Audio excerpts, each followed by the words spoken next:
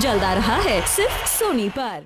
भगवान सबका भला करे और शुरुआत माराठी करे। कमाल है। बड़ों को नाम से बुलाना नहीं सिखाया, लेकिन नाम से बुलाए बगैर बड़ों की इज्जत कैसे उतारी जाती है वो बहुत अच्छी तरह सिखाया है तुझे। आंटी, इसलिए तो मैं यहाँ आपसे माफी मांगने आई हूँ। जरूरत नहीं है, तू माफी मत मांग। कल जो हुआ उसमें तेरा क्या गया?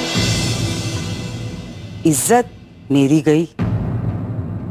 इतना अच्छा रिश्ता पूर्वी के हाथ से गया। पुरानी नौकरी, पुराना घर तुषार भाई ने खोया। तूने क्या खोया? तू छन छन करती आई और छन छन करती चली गई।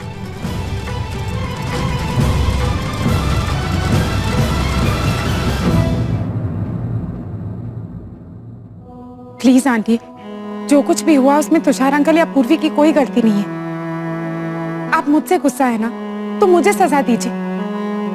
आई प्रॉमिस, आप मुझे जो भी सजा देंगी मुझे मंजूर है। बस इस तरह उन लोगों को दहाड़ने वालों को ऐसे गिड़गिड़ाना शोभा नहीं देता। जाने देना, भूल जा। जो हुआ उसे भूल जा। रात गई, बारात गई, छोड़ दे। बैठ, नाश्ता कर। प्लीज आंटी जी, ऐसा मत कहिए। मेरी आपसे कोई पर्सनल दुश्मनी नहीं है। मुझे बस दहेज से प्रॉब्लम है। हम सारी सहेलियों ने साथ में फैसला लिया था कि ना हम कभी दहेज लेंगे ना देंगे, इसलिए मेरा बस अब शुरू मत करना। हाँ, बहुत सुन चुकी मैं उस दिन तुम्हारे मुंह से दहेज का प्रवचन। तुम अभी बच्ची हो, तुम्हें मालूम नहीं है कि तुम जिसे दहेज कहती हो उसे बिरादरी में व्यवहार कहते हैं, या फिर शगुन, या फिर नेग। और ये आज का नहीं, ये तो बरसों से चली आ रही प्रथा है। पहले जमाने में माएं अपनी बेटी को पल्लू में बांध के कुछ देती थी। आजकल समाज के सामने देते हैं। वैसे तुम्हारी इंफॉर्मेशन के लिए बता दूं कि जब मैं शादी करके आई थी तो मेरे बापूजी ने मुझे एक जमीन का टुकड़ा देके भेजा था। हमारे बुरे वक्त में वही जमीन का टुकड़ा मेरे पूरे परिवार के काम आया। तुम उसे दहेज कहोगी, मैं उसे मेरे बापूजी का आशीर्वाद कहूंगी, जो मेरे सारे घर को काम आया। लेकिन अभी मेरी बात पूरी नहीं हुई है। अभी तो मैंने सिर्फ व्यवहार का मतलब समझाया तुझे। ये क्यों जरूरी होता है ये भी तो सुन ले। इसे निभाने की 3 वजहें हैं। पहली वजह, एक पिता अपनी बेटी को जो कुछ भी देता है ना, वो उसी के भविष्य के लिए देता है, ताकि उसे कभी कोई कमी महसूस ना हो। व्यवहार की दूसरी वजह है कि बाप और बेटी दोनों का सम्मान, इज्जत बढ़ जाती है समाज में। और तीसरी वजह है, दोनों परिवार मिलके एक हो जाते हैं और फिर सुख दुख में एक दूसरे के हमेशा काम आते हैं। आंटी, आप मुझसे बड़ी हैं, लेकिन आपकी इन बातों से मैं आज भी सहमत नहीं हूँ। मेरा ये मानना है कि 1 मिनट, इस घर के बाहर नाम किसका लिखा है, तुम्हारा या मेरा? मेरा ना। तो यहाँ वही माना जाएगा जो मैं मानती हूँ, वो नहीं जो तुम मानती हो।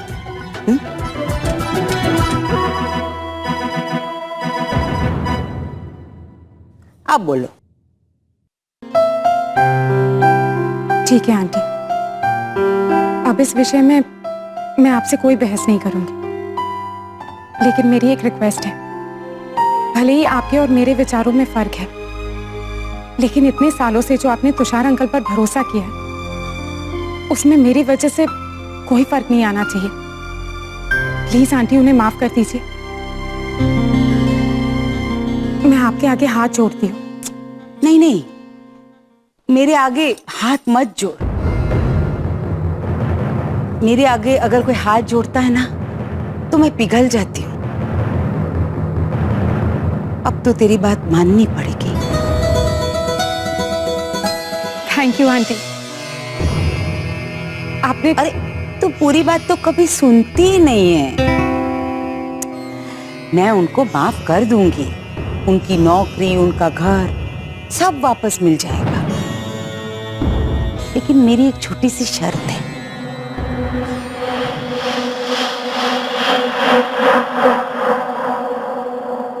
शर्त? कैसी शर्त? शर्त ये कि जो माफी तूने अभी मुझसे हाथ जोड़कर मांगी है ना, वो तूने कलम चलाकर मांगनी होगी। जो माफी अभी तूने अकेले में मांगी है मुझसे, वो सारे समाज के सामने मांगनी होगी।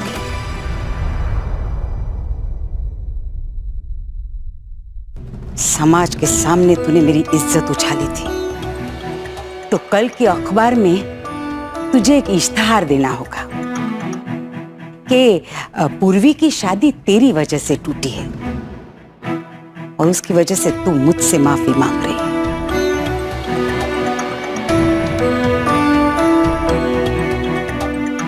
बस ऐसा अखबार में अगर मैंने देखा तो मैं सब कुछ भूल जाऊंगी और पूर्वी की शादी भी उसी लड़के के साथ होगी और दोनों संबंधियों में व्यवहार भी होगा।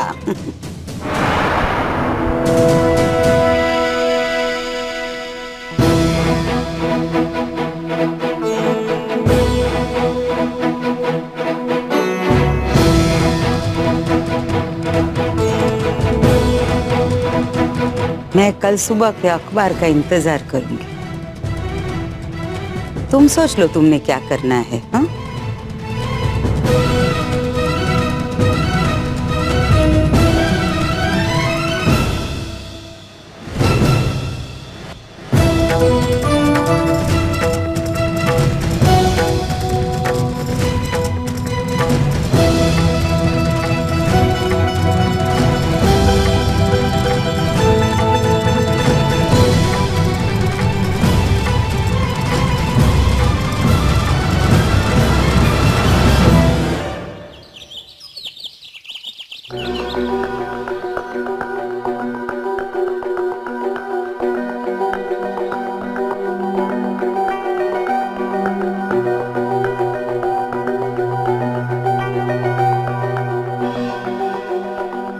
मैथिली बहू,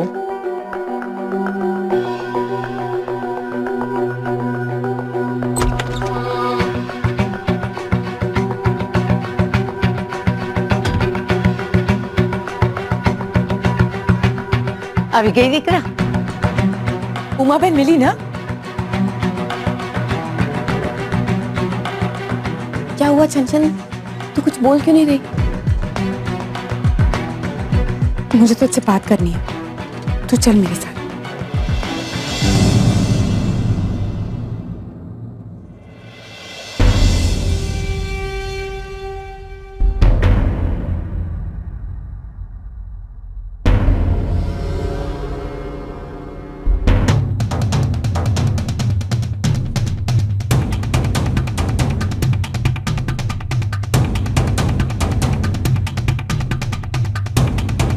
ठीक है।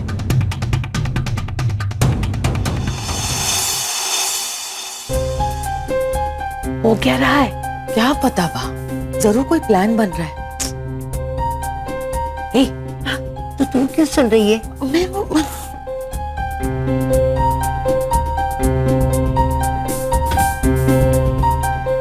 जय श्री कृष्ण आंटी।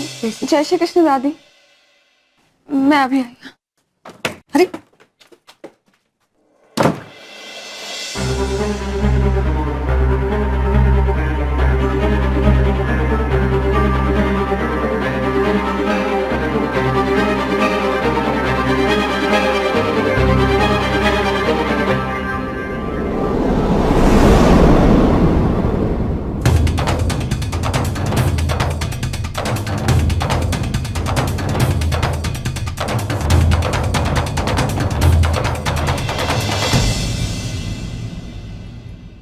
साहिब, पता नहीं उमा बहन ने छनछन से क्या कह दिया है। जब से वहां से आई है अजीब सा बिहेव कर रही है। ऐसा लगता है जैसे वो हमारी छनछन है ही नहीं। छनछन है कहाँ? अपने कमरे में सिंपल भी आई हुई है। पता नहीं क्या बातें चल रही है उन लोगों के बीच।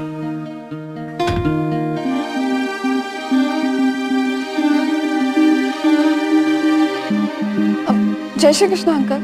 जय श्री कृष्ण।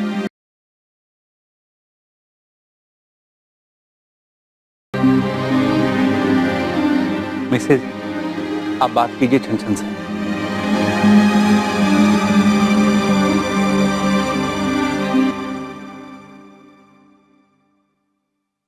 छनछन, क्या हुआ है बेटा? जब से उमा बहन के घर से आई है बहुत परेशान लग रही है। सब ठीक तो है ना? मुझसे बहुत बड़ी गलती हुई है मम्मा, लेकिन अब अपनी दोस्त के लिए मैं इस गलती को सुधारूंगी।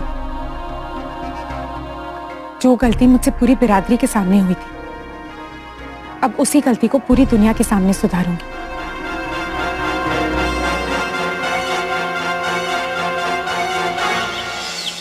बोलना क्या था? शर्म से नजरें झुकी हुई थी और मुंह पे ताला लगा हुआ था। मैंने तो साफ साफ कह दिया कि अगर तुम्हें माफी चाहिए तो मुझे कल के अखबार में तुम्हारा माफीनामा चाहिए।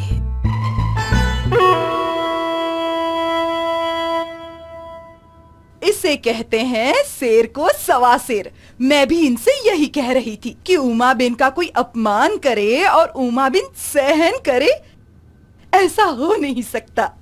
मेरा तो एक ही उसूल है, माफी हो या सजा, सूद के साथ वापस करना चाहिए। इसीलिए माफी के साथ साथ मैंने पुरानी शर्त भी रखी कि पिछली बार जो व्यवहार तय हुआ था वो फिर से होगा। पर क्या वो ऐसा करेंगे? अभी बाबा बने आए तो हिंदी बोले अगर छूट क्या है? करना पड़ेगा। सर पे छत वापस चाहिए तो सर से अकड़ उतारनी पड़ेगी। आप देखते रहिए, पैसा भी वापस आएगा, बहू भी आएगी और हमारी खोई हुई इज्जत भी आएगी वापस। छोड़ो मुझे। पापा देखो ना, ये मेरा टॉय नहीं दे रहा है, ये देखो। मैं नहीं दूंगा। अरे बेटा तू छोड़ दे, मैं तुझे नया टॉय लेके दूंगी। हाँ सच्ची बा? हाँ। थैंक यू बा। उमा बिन, क्या हम शादी की तैयारी फिर से शुरू करें? बस कल का अखबार आ जाने दीजिए, फिर कल की ताजा खबर के साथ साथ पूरे समाज में शादी की शुभ खबर भी देंगे। भगवान सबका भला करे, पर शुरुआत मारा थी करे। अरे यार मानव, हमसे बहुत बड़ी गलती हो गई यार। वो बेचारी छनछन हमारे लिए कितने प्यार से केक बनाकर लाई थी और हमने उस पर कुत्ता छोड़ दिया। अबे ओए, इट्स ओके, रिलैक्स। मैं मानता हूँ हम लोगों से गलती हुई है, लेकिन कुत्ते ने उसे काटा तो नहीं ना? अरे वो तो ठीक है, लेकिन छनछन के वो सोरी वाले केक का क्या, जिसे हमने अब तक छुआ भी नहीं, मेरे घर के फ्रिज में पड़ा हुआ है।